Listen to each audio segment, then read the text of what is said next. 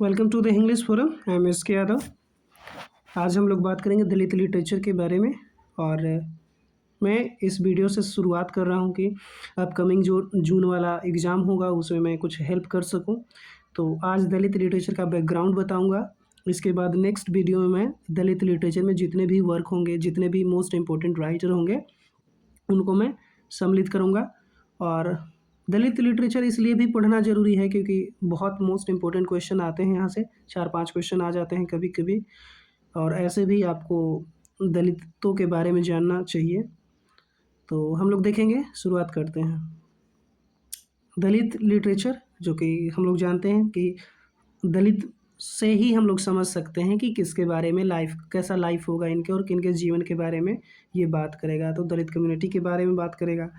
Protest इनका किसके against होगा, तो कास्ट बेस्ड ऑपरेशन जो होगा, डिस्क्रिमिनेशन होगा, तो उनके लिए होगा कि भाई हमें भी कास्ट के वजह से तंग ना किया जाए, परेशान ना किया जाए।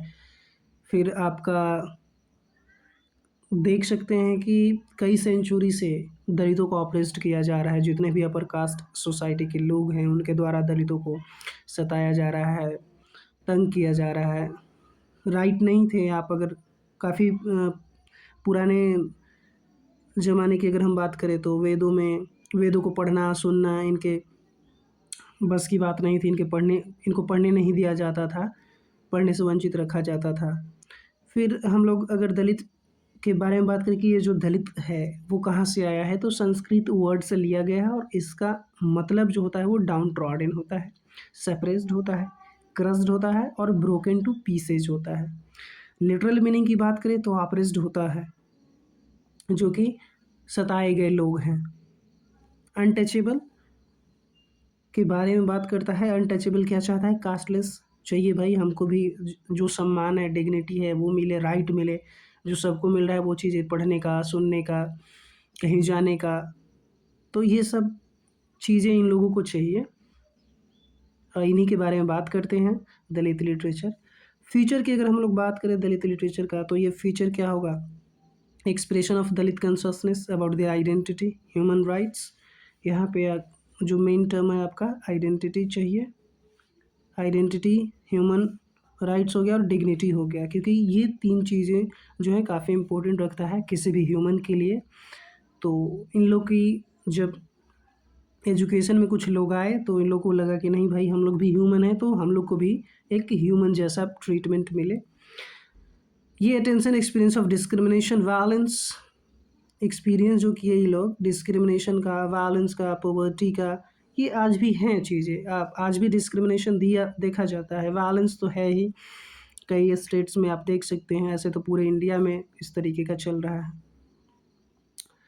और ये जो फाइट करते हैं कास्ट सिस्टम के अगेंस्ट में, क्योंकि एक कास्ट को, ये जो कास्ट हायरार्की है, अपने कास्ट बना करके निचले तबके में जो भी लोग आते हैं उनको इस तरीके से, इनह्यूमन तरीके से बिहेव करना, ये सही नहीं है। इसके विरुद्ध ये प्रोटेस्ट हुआ और ये लिटरेचर इमर्ज करके आया।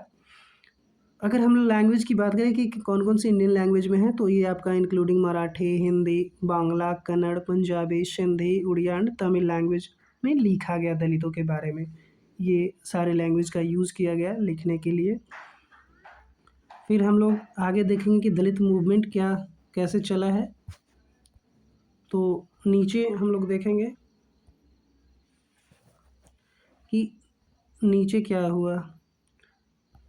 दलित मूवमेंट्स की अगर हम लोग बात करें कि दलित मूवमेंट किस तरीके से चला है, तो फर्स्ट दलित रिफॉर्मर की अगर हम बात करें तो ये लॉर्ड गौतम बुद्धा हो जाएंगे, जो कि इन्होंने अनटचेबिलिटी को समाप्त करने की बात की। फिर हम लोग हिंदुइज़्म में बात करेंगे कि हिंदुइज़्म में बात हुआ कि नहीं हुआ, तो मीडियाइवल पीरियड में जो भक्ति मूवमेंट जब चल रहा था तो उस समय भी हुआ कि दलितों को भी क्या किया जाए, इंक्लूड किया जाए, पार्टिसिपेशन उनका भी होना चाहिए। ऐसा ना हो कि केवल अपर कास्ट के लोग ही पढ़ने लिखने और बाकी चीज़ें हैं उनको राइट मिले।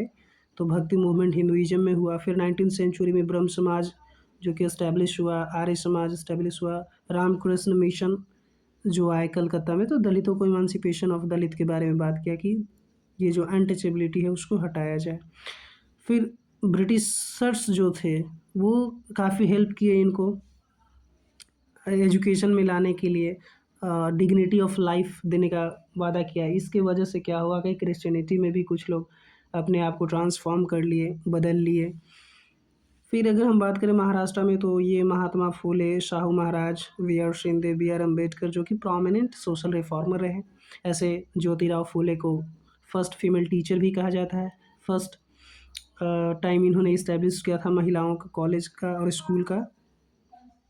फिर बंगाल में अगर बात करें तो चैतन्य प्रभु जो कि नमो शुद्राज मूवमेंट चलाए कि भाई इनको भी राइट मिले, इनके आगे झुकना चाहिए हमको।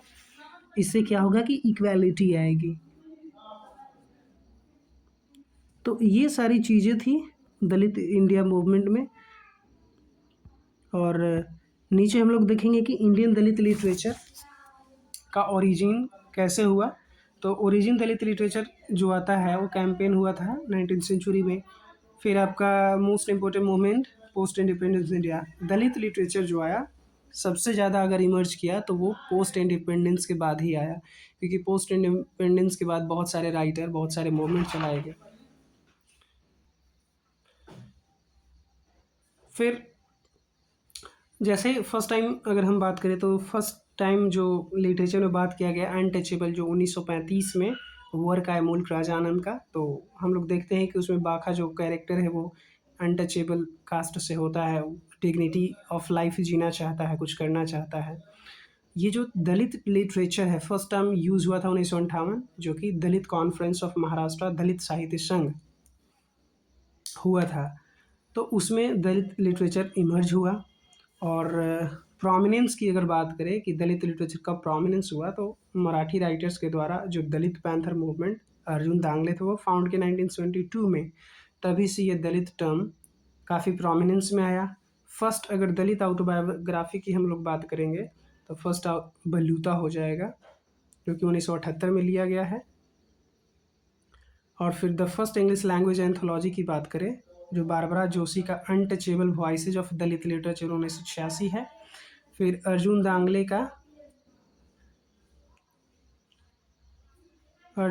का आपका देख सकते हैं यहाँ पे पॉइजन ब्रीड हो गया 1992 में। और एंथोलॉजी ऑफ दलित लिटरेचर मुल्क राज आनंद और इलेने और जीलियट का 1992 में ही है। तो ये हम लोग शुरुआती चीज़ें देखें कि दलित लिटरेचर कैसे इमर्ज किया, दलित लिटरेचर में कौन कौन से मूवमेंट चलाए गए। हिंदुइज्म भी था, साथ में बुद्धिज़्म भी, क्रिश्चियनिटी तो था ही, अपलिफ्टमेंट करने के लिए सारे लोग आगे आ रहे थे। और जो प्रोमिनेंस हुआ वो पोस्ट इंडिपेंडेंस एरा के बाद ही हुआ। इस लेक्चर के बाद नेक्स्ट लेक्चर लाएंगे तो उसमें सारे राइटर्स को इंक्लूड करूँगा और उसमें बारी बारी से राइटर के बारे में हम बात करेंगे जो मोस्ट इंपॉर्टेंट है net of perspectives. That's all. Thank you for watching this video.